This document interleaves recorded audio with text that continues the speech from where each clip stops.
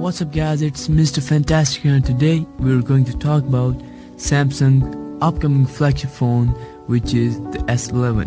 It will be launched on February 15 or something around that in 2020, and there will be three models of it: S11e, which would be the smaller and cheaper model, S11, which would be the base model and the middle model, and the S11 Plus, which would be the absolute top of the line and the most incredible phone of the whole line.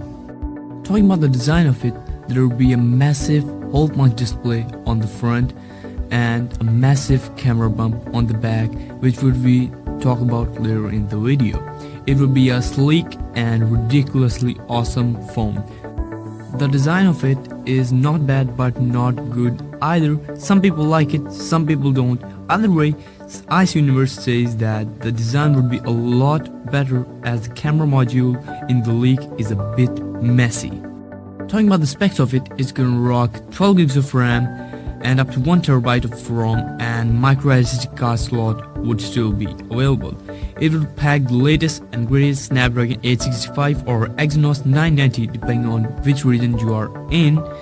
It will also have 5G support as expected and UFS 3.0 storage along with One UI 2.0, which is a lot better than the last version, and Snappy 2 and Android 10 will also come along it. Talking about the display of it, Samsung is going crazy this year with packing 6.2 or 6.3 inches on S11e, 6.4 or 6.5 inches on S11, and 6.9 inches on S11 Plus, which is insane. All of them would be dynamic AMOLED with 120Hz refresh rate. If you don't know what refresh rate is, I've made a video on it, link to that in the description down below. There will be a hole punch display, but no dual hole punch display this time. The hole will be in the middle and much smaller than the last time. There will be no waterfall display like that on Mate 30 Pro. All screens and model will be curved screens. However, the curve on it would be much less than the S10 Plus. The screen to body ratio would also increase this time with over 95% of it.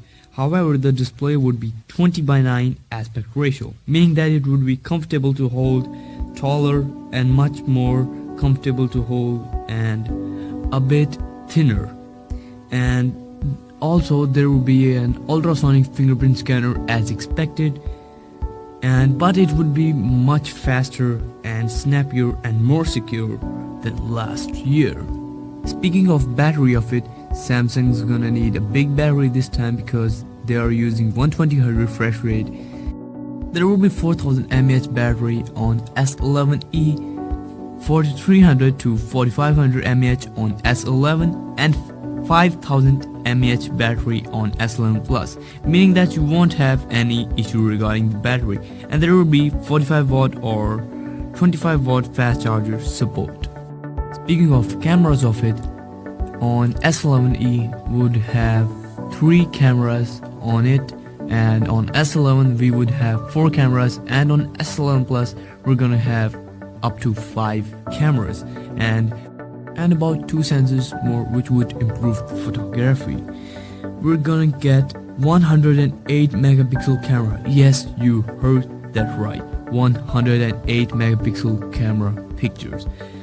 Also, we're going to get 10 times optical zoom camera. It is not confirmed, either we have 5 times optical zoom or 10 times optical zoom, so it's not confirmed, it's just a rumor. And up to 100 times hybrid zoom camera, meaning that you could do some crazy zoom camera stuff with that. Also, we're gonna get up to 40 megapixel ultra wide angle camera, a time of flight sensor, a spectrometer, which is a sensor. I don't know why is that put in there, but there will be a specific reason for that. I hope that is not a gimmick or something like that. And there will be also a macro camera, and there will be crazy astrophotography features on it, enabling you to capture stars. Also, you can capture super slow-mo videos in 720p continuously. You couldn't do that before this, and 4K videos in 120 frames per second, which is crazy, and it would look so smooth.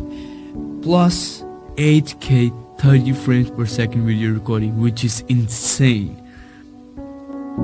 And having all of this get me even more excited. However, 108 megapixel would only be available on the S11 Plus, as camera bump of S11 Plus is bigger in the league, and I expect S11 and S11e to get around 48 or 64 megapixel of camera. Come on, Samsung, you gotta do this, not the 12 megapixel again.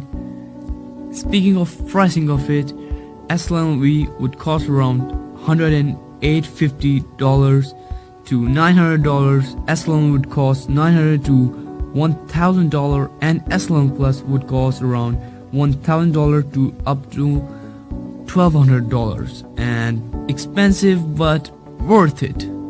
My final thoughts about it are very positive. I'm very excited to test this device out. Let me know your thoughts in the comment section below. Follow me on Instagram, Twitter and Facebook at Mr.Fantastic Tech.